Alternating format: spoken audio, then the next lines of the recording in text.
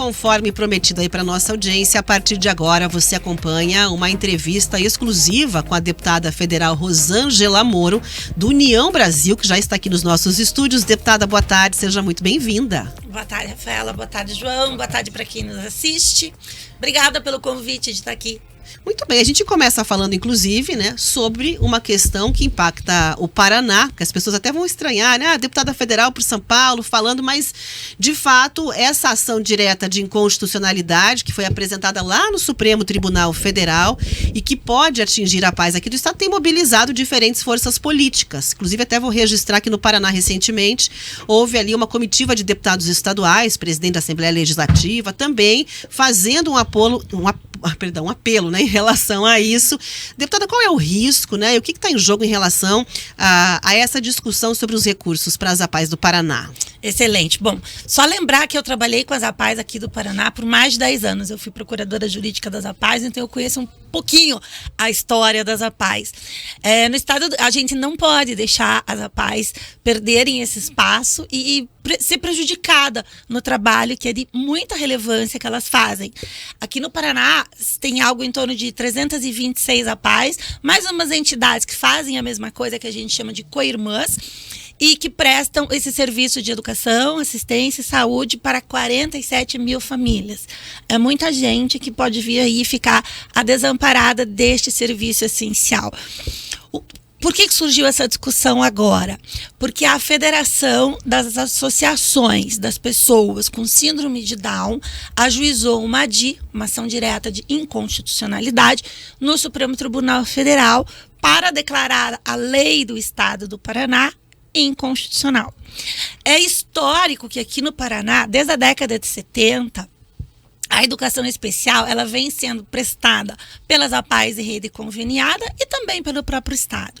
E o que o Estado faz? Então, ele faz esses convênios. Hoje não chama mais convênio, mas na origem era um convênio.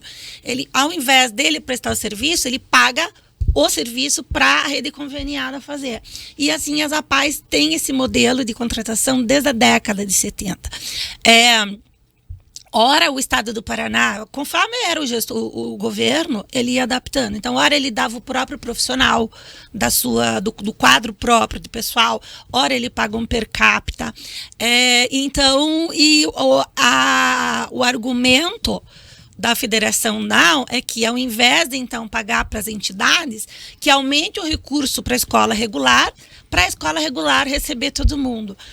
E nas APAES, nós somos os primeiros que defendemos a inclusão nas APAES. As APAES mandam os seus alunos para a rede regular de ensino. Só que o fato é que o público-alvo da APAE é uma deficiência muito, muito, muito severa.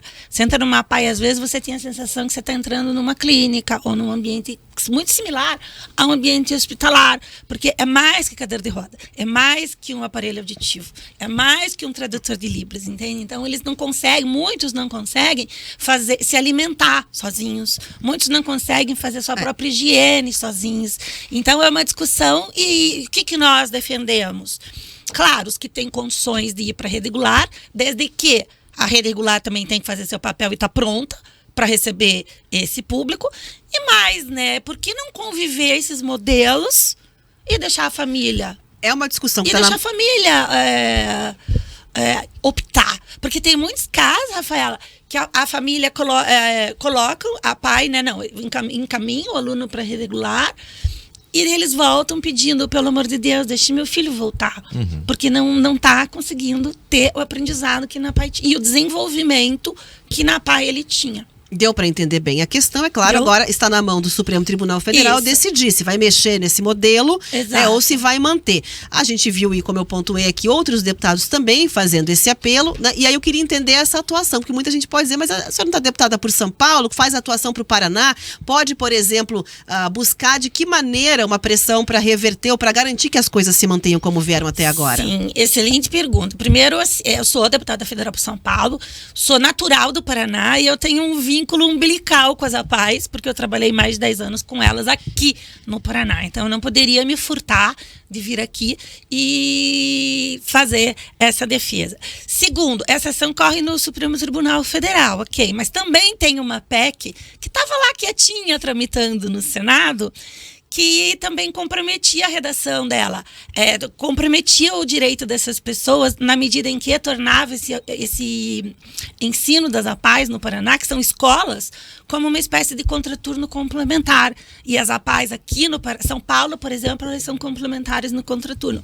Aqui no estado do Paraná, elas são certificadas como escola, elas são escolas de educação básica na modalidade especial.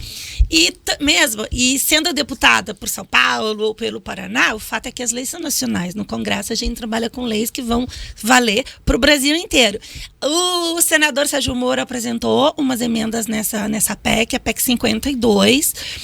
Estava sendo relatada pela senadora Mara Gabrilli, que também é uma pessoa muito envolvida com a causa das pessoas com deficiência. Ela mesma, né, é uma pessoa com deficiência, ela participou ativamente quando a ONU discutiu essa convenção.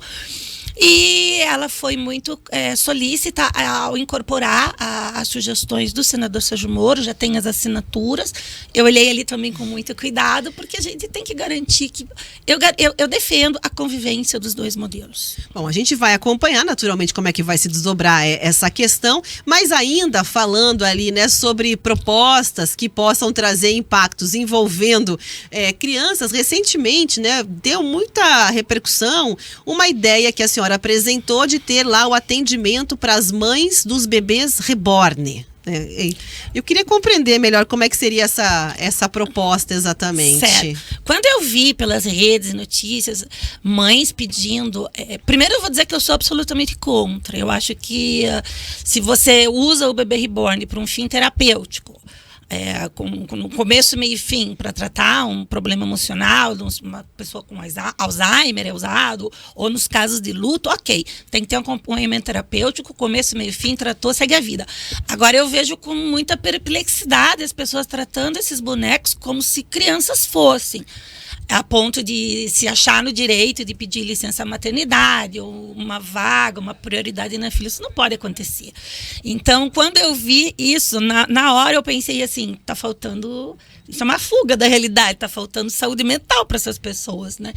Por isso, tratar mas já tem no SUS também, né? O tratamento psicológico para as pessoas.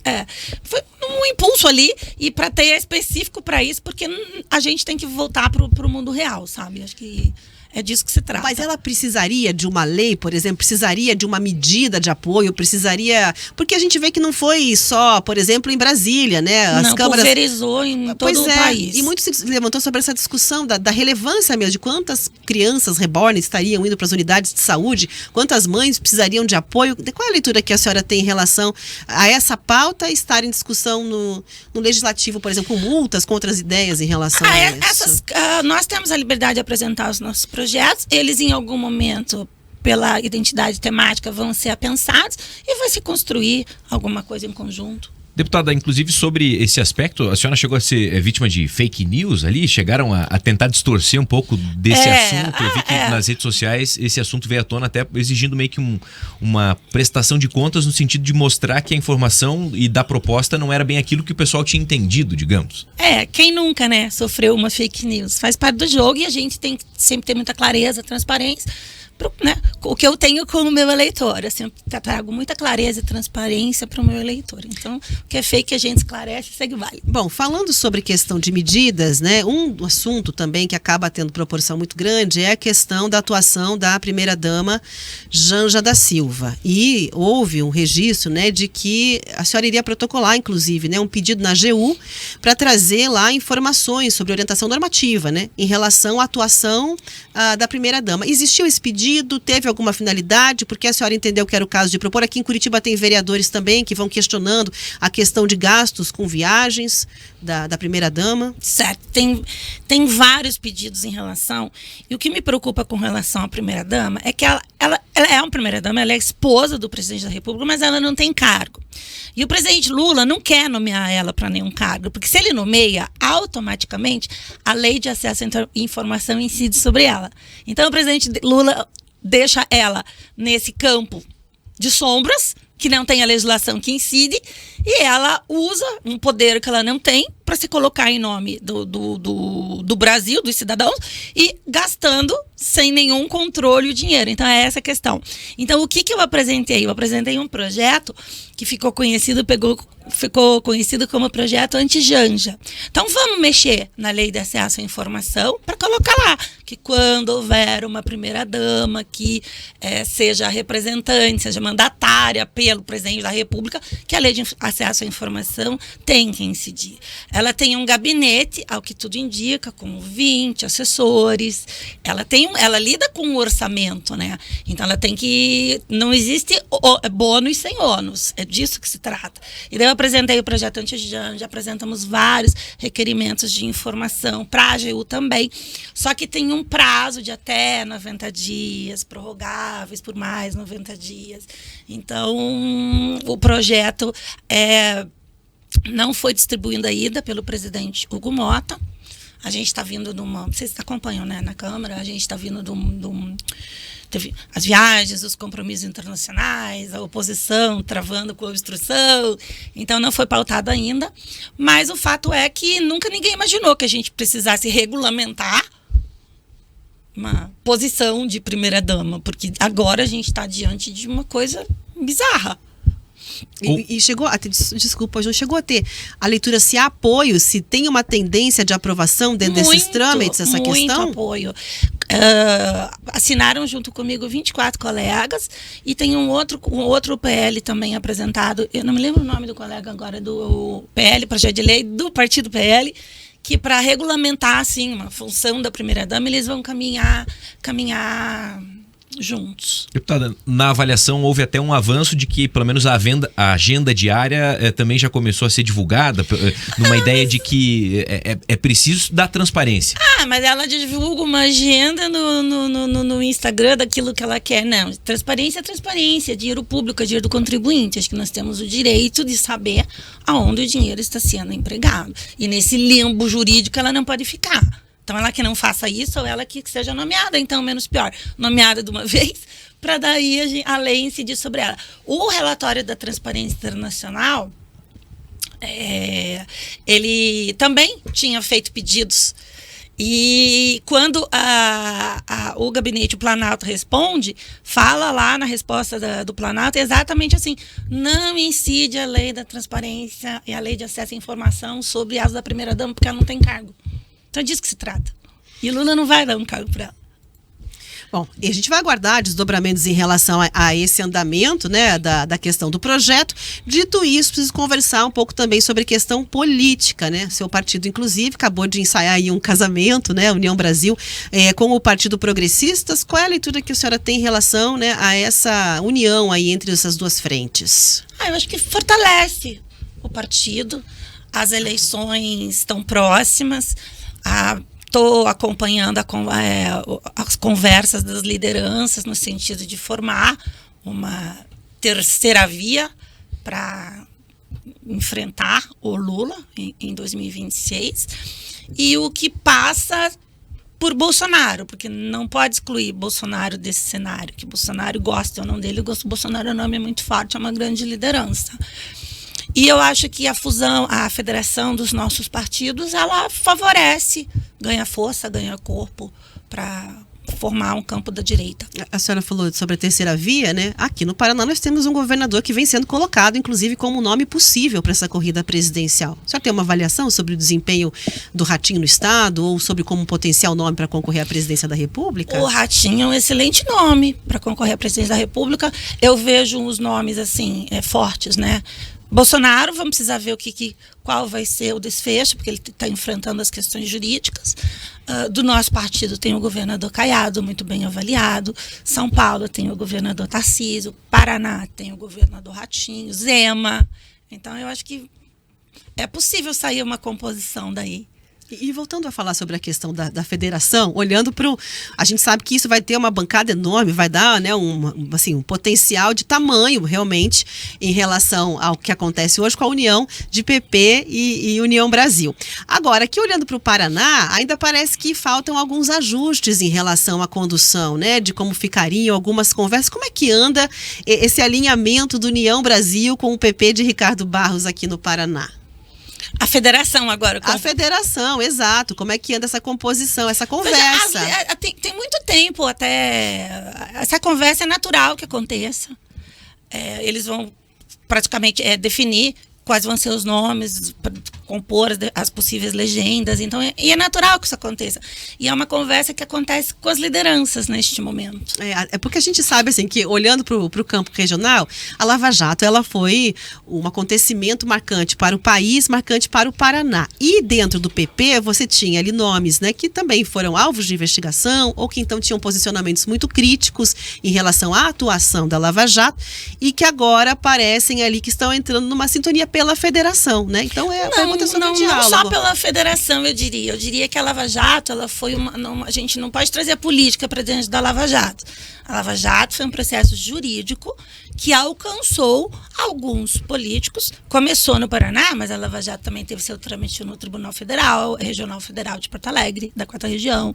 Circulou também pelo STJ, circulou também pelo STF. Então, assim, foi um processo jurídico que envolveu alguns players da política. Então, assim, não podemos politizar a Lava Jato, né? E agora, a Lava Jato, ao que tudo indica, acabou, infelizmente.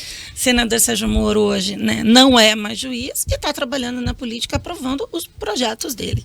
Bom, nas próximas eleições, já que a gente está falando aqui sobre política, né, que é um assunto que interessa muito aqui a audiência da Pan News, já existe uma definição sobre a senhora ser candidata a deputada estadual, federal, e também eu lembro que houve uma polêmica muito grande em relação à história do domicílio. O domicílio está lá, está aqui, veio para cá novamente. Como é que se desenha essa perspectiva aí futura? Olha, eu sinto muito orgulho de estar representando os meus eleitores. E os meus eleitores, eles têm... Meu voto é voto de opinião. E os meus eleitores sabem que eu sou muito fiel aos princípios e valores. Então, meus eleitores de São Paulo, eu fui eleita com 217 mil votos.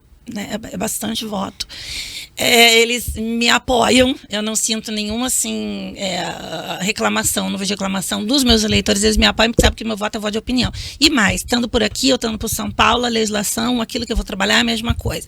Eu mudei o meu domicílio assim por razões pessoais. A minha família está toda aqui, eu tenho uma mãe de 90 anos, vai fazer 90, que está aqui. E na política a gente precisa também se fortalecer com a presença familiar. Então, eu mudei, sim, o meu domicílio. Se na política também não adianta a gente querer, a gente tem que ser querida, é o que eu digo. Se o paranaense me der esse voto de confiança, eu gostaria de exercer um mandato pelo Estado do Paraná. Bom, não sei se federal, estadual, mas eu gostaria de representar o meu povo paranaense. Agora, dito isso, a senhora teve experiência de eleição aqui em Curitiba, no ano passado, inclusive, né, como vice numa das chapas do candidato, então, Neyler Prevot, e depois a gente acompanhou, inclusive, né, que houve ali visões diferentes, né, inclusive a temperatura se elevou até de maneira pública ali, no que foi a leitura desse episódio, né, como é que se deu a leitura agora distante dessa situação, né, em relação aos rumos, também ao desempenho eleitoral. A senhora tem alguma leitura sobre essa experiência que houve e da maneira como ela finalizou? Claro que sim. Eu atendi um pedido do partido. O partido acho importante, né? Tem a questão partidária. O presidente Rueda Rosângela, você topa ser candidata a vice junto com o Ney em Curitiba? Eu falei, resisti no primeiro momento, mas eu assumi esse encargo que o partido me deu. Curitiba, naquele momento, eu acho que olhando retrospectivamente, o curitibano estava esperando um candidato mais antissistema, tanto que a Cristina chegou na posição que ela chegou, né? Eu, por outro lado, aproveitei o período da campanha e fui visitar se não todas, mas a grande maioria dos hospitais filantrópicos, das APAES, do terceiro setor, para ver como é que tirar uma temperatura de como a coisa estava acontecendo aqui. Então, e a parte dos debates à frente, o candidato Ney que assumiu essa parte. Agora... Mas depois eu não tive nenhum... Nunca mais, quando você menciona que houve uma tensão, da minha parte, não houve nenhuma. Ele acabou fazendo algumas declarações. Mas eu acho que é no calor ali. É difícil perder uma eleição. Eu acho que naquele calor ali, enfim, da minha parte, eu não tenho nada para falar dele. Deputada, sobre alguns assuntos que têm repercutido muito em Brasília, a própria questão dessas fraudes do INSS, né? De que maneira a senhora tem enxergado para tudo isso, a própria questão da CPI e de que maneira o governo federal vem respondendo, se é que vem, com relação a esse assunto que mexeu e muito e tocou com os brasileiros? Esse assunto... Bom, falar que tem surpresa em fraude de governo Lula, a gente não pode dizer que tem, porque é meio que um modus operandi assim, do governo Lula, né? A CPI teve já as assinaturas todas colhidas. Se eu não estou enganado, o presidente Davi Alcolumbre...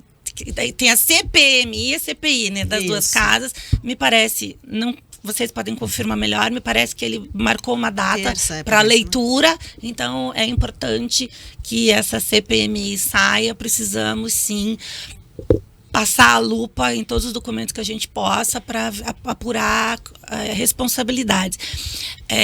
Paralelamente, na justiça estão correndo os casos, a gente...